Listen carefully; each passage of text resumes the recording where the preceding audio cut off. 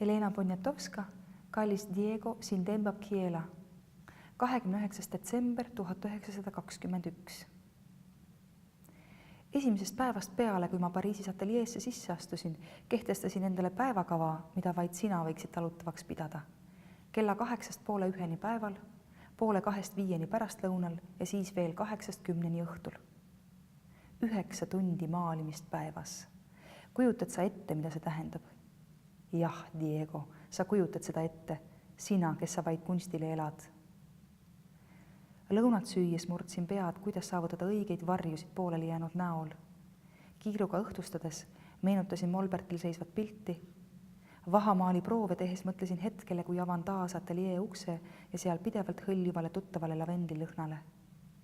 Hakkasin isegi ülikoolis käima, soovides laboris põhjalikult uurida maalikunstiga seotud füüsikat ja keemiat.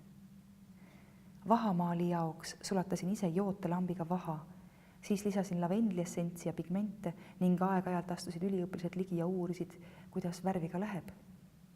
Lõunasöögi ajal olin pahane, kui keegi minu poole pöördus ja häiris mind mõtetes, mis keerlesid järgmise joone ümber, mis ootas tõmbamist ning mis pidi olema katkematu ja puhas ja täpne. Tol ajal olin vaimust vallatud, Diego, ja ma olin vaid 20-aastane. Ma ei tundnud iialgi väsimust, vastupidi. Oleksin surnud, kui keegi oleks sundinud mind seda elu jätma.